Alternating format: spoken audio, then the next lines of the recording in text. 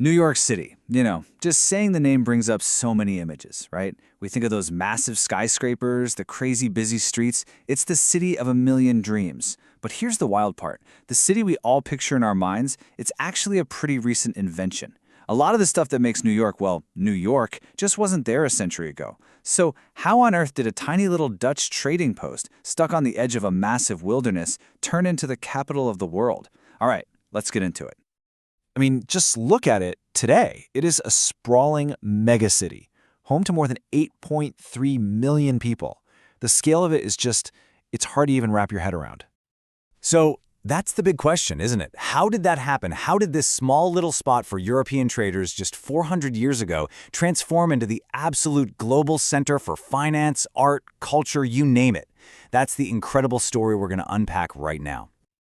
Okay, so to really get this, we have to go way back. I'm talking long before the skyscrapers, before the concrete. Picture this place as a land of thick forests, just packed with wildlife, with these crystal-clear rivers running through it. For thousands of years, this was the home of the Lenape people. I mean, their entire lives were completely tied to the rhythms of this land. Then, the Europeans show up and things start moving fast. Really fast. In 1524, this guy, Giovanni de Verrazzano, sees it and claims it for France, but that doesn't really go anywhere. The real players here are the Dutch. In 1609, Henry Hudson sails up that famous river, claiming the whole area for them. That leads to the Dutch West India Company, a super powerful corporation back then, building Fort Amsterdam in 1625 to protect their fur trading business. And then, just 1 year later, we get that legendary, almost mythical purchase of Manhattan Island by Peter Minuit. And the price is what's so mind-blowing about all this. The deal was supposedly for goods worth about 60 guilders. Now, it's tough to get an exact conversion, but in today's money, we're talking maybe $1,000. $1,000 for what would become, without a doubt, the most valuable piece of real estate on the planet. Of course, you have to remember the whole idea of owning land was totally alien to the Lenape people in the first place. But you know how it goes. That Dutch control, it wasn't going to last. By the middle of the 1600s, this massive rivalry was heating up with England. I mean, these two countries were the superpowers of the day, and they were battling it out for control of trade routes and colonies all over the globe. It was a real clash of the titans. And this moment right here shows you exactly how that power struggle played out. In 1664, an English fleet just sails right into the harbor. The Dutch governor at the time, Peter Stuyvesant, was apparently a really stern, unpopular guy. He couldn't get anyone to fight for him. So he surrendered the whole city without a single shot being fired. Just like that, it was over. So, the English, being the new bosses in town, immediately went for a rebrand.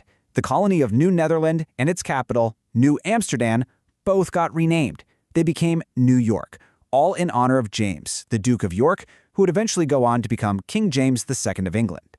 Now, under the English, the city kept on growing. But we have to talk about a really dark side to its economy. The institution of slavery, which actually started under the Dutch, became a huge part of the city. By the 1740s, and this is just staggering, 20% of the people living in New York were enslaved. Think about that for a second. 1 in every 5 people. Their forced labor was absolutely central to the city's wealth. But as the city got bigger, so did this feeling of discontent. As we get deeper into the 18th century and those tensions with Great Britain start to boil over, New York changes again. This time, it becomes this buzzing center for revolutionary ideas, a real hotbed of dissent.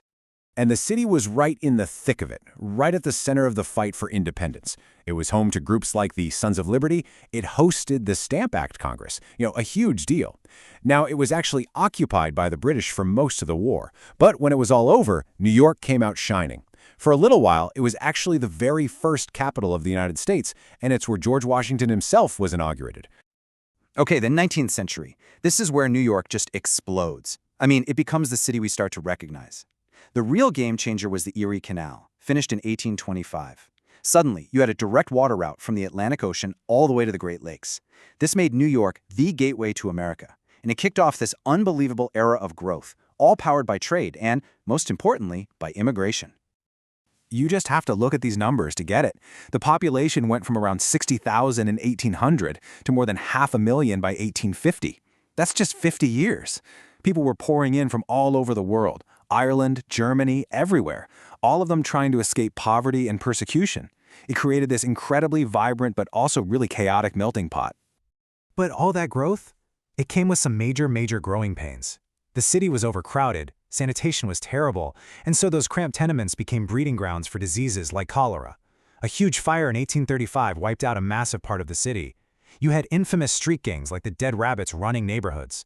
And all that tension just boiled over in 1863 with the draft riots, this incredibly violent uprising against the Civil War draft that specifically targeted the city's black population.